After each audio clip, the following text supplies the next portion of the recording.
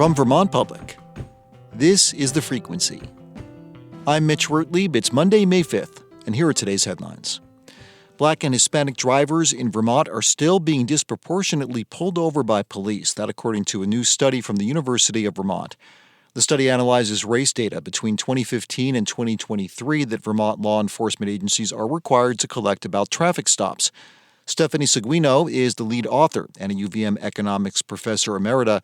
She says overall traffic stops and racial disparities in arrests and searches have gone down since the pandemic. However, Hispanic and Black drivers are still searched at double the rate of white drivers. Seguino says the outcomes of those searches show drivers of color are far less likely to be carrying contraband than white drivers, and that is indicative of biased policing. A vote on whether to grant local approval for an Amazon distribution facility in the town of Essex was delayed last Thursday after a technological issue. It's a contentious issue. Nearly 100 people showed up in the high school cafeteria for the Development Review Board meeting.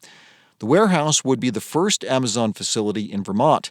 It would employ hundreds of workers and generate significant local traffic from tractor-trailers and distribution vans.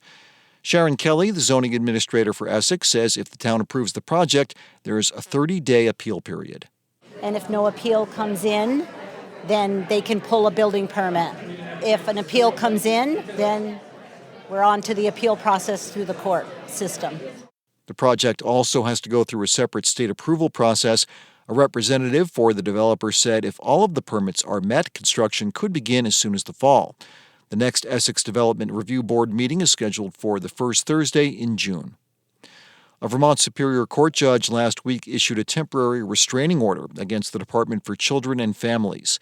The order says the state must give motel voucher program recipients adequate written notice before ending their benefits and give them enough time to appeal. Vermont Legal Aid is representing a group of homeless service providers in the ongoing case. Legal Aid staff attorney Mary Ellen Griffin said in some recent instances, unhoused individuals were told they were ineligible for the program on the same day that they needed to leave. For many people, access to emergency housing is literally a matter of life and death. So this allows people to understand what is happening to them before it happens to them. The next hearing in the case is slated for May 16th. And the Vermont Fish and Wildlife Department will continue to hold public hearings about proposed changes to Vermont's deer hunting regulations. The department wants to collect feedback on its recommendation to allow hunters to kill does with a rifle or a shotgun. Right now, hunters can only pursue bucks during rifle season. VFW will also collect input on proposed changes to moose and turkey hunting regulations and on rules about importing wild game meat from out of state. The next meeting is May 6th, tomorrow, at Winooski Middle School, with another one on May 8th at Springfield High School. Coming up, there's a shortage of workers in Vermont's prisons, and while everyone agrees that's a problem, they don't agree on how to fix it. That story after this. There's a shortage of workers in Vermont's prisons, and union leaders, administration officials, and lawmakers all say it's become a serious public safety issue. There's a crisis. It's an urgent crisis situation. We have a staffing crisis in corrections. That crisis has begun to have very real effects on correctional officers and the incarcerated individuals under their care. And as Vermont Public's Peter Hirschfeld reports, while state leaders may agree on the severity of the problem, they disagree on how to solve it. Peter Mays lives in Windsor with a wife and 3 young kids that he doesn't see nearly enough of. My oldest just turned 11 yesterday. I missed that birthday. Missed that birthday because of a mandatory overtime shift at Southern State Correctional Facility, where he served as a correctional officer for about a year. It's not uncommon for Mays to work 3 consecutive 16-hour days. He's lucky if he gets 5.5 hours of sleep in between shifts. By the 3rd day, it's very difficult to kind of have the mental and physical strength to keep going, but you try to muscle through. Mays, who emphasized that he's speaking for himself and not on behalf of the Department of Corrections, left his steady job in healthcare IT to pursue this career in corrections. Really wanting to, help these people who've made a mistake and are sitting in cells daily, help facilitate their needs to overcome this and get back into society. He says he's found the purpose he was searching for, but it's come at a severe cost to his emotional and physical well-being. Individual tried to and their life. And, afterwards I was dealing with flashbacks of the room, what I saw in there. The life expectancy of a prison worker is 59 years, according to one study. The rates of suicide and post-traumatic stress disorder are higher than military veterans. Steve Howard is the executive director of the union that represents correctional officers. He says the mandatory overtime that employees like Mays have been forced to endure are compounding the pressures of an already dangerous job. They tell me that one of their biggest fears is that they're going to plow into somebody on their way home. They're going to fall asleep and plow into a minivan full of kids.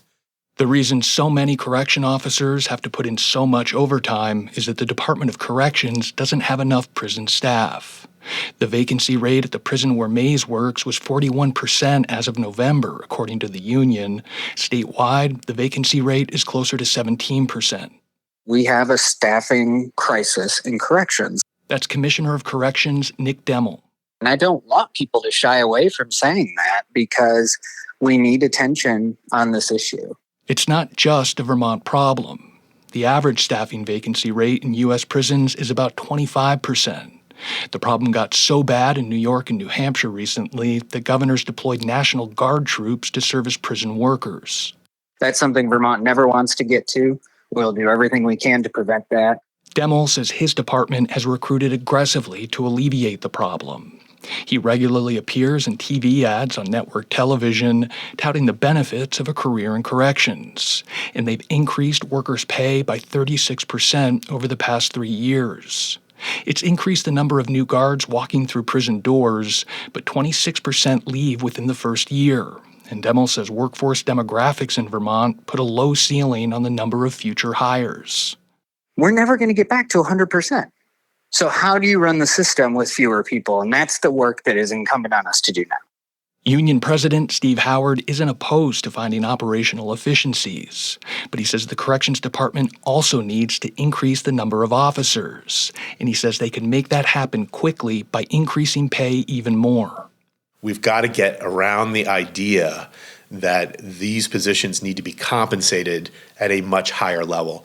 In the initial phase of stabilizing the situation, money alone will not solve this problem, but money will stabilize the situation. Corrections Commissioner Nick Demmel says Vermont has already exhausted the hiring potential of increased pay. People aren't leaving our system because they're not paid enough. People are leaving our system because the experience of working here is really difficult. On the question of whether higher pay will solve the problem, Senate President Pro Tem Phil Baruth sides with the union. He says he's told Demmel and the governor that the legislature is prepared to use its power of the purse to support any contract negotiations that result in higher pay. Baruth says the public safety agenda in Montpelier tends to focus on the uptick in quality of life crimes. The current situation in prisons, he says, is potentially more urgent. If you understaff a prison, if you overwork the corrections guards, public safety can suffer dramatically. You can have incidents in the prison where people are injured or God forbid, killed, and that can, theoretically spill over into the rest of Vermont. The shortage of corrections officers is also bad for the people held in the state's 6 prisons. Defender General Matt Valerio heads the state office that provides public representation to incarcerated individuals. He says more people are spending more time in prison as a result of the staffing crunch. That's because prison workers no longer perform the administrative functions needed to resolve his clients' cases. For example, in the past, you might be able to, you had a plea agreement that you needed to get signed. You could fax it up there, and then a caseworker would grab that and get it to the client would sign it, and they'd fax it back. That stuff doesn't happen anymore. The union is worried that vacancy rates will plummet even further without some kind of crisis intervention. One correctional officer, for example, recently quit after putting in 11 consecutive 16-hour shifts. That's according to Matt Fuller, who's worked in Vermont prisons for 19 years. I used to like doing the work, but right now it's money, really. Fuller says he's watched colleagues deteriorate in real time as they try to keep pace with the grueling overtime schedule, and he says he's breaking down with them. There was a time, Fuller says, when he planned to work in this job until it was time to retire. Now, he's keeping track of the days until he's 20 years in and only partially vested. Yeah, that's actually 14 months and 23 days. After which, there will be one fewer employee in a Vermont prison and more hours for other people to cover.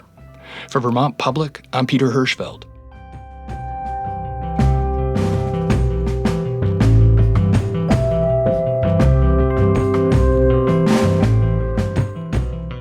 Thanks for listening to The Frequency today. We had additional reporting from Elodie Reed, Carly Berlin, Lexi Krupp, and Adia Golston.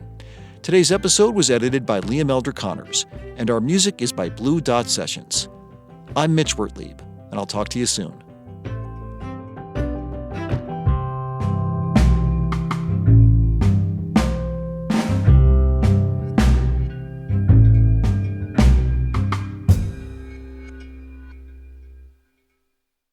Planet Money helps you understand the economy. We find the people at the center of the story. Garbage in New York, that was like a controlled substance. We show you how money influences everything. Tell me what you like by telling me how you spend your money. And we dig until we get answers. I had a bad feeling you were going to bring that up. Planet Money finds out.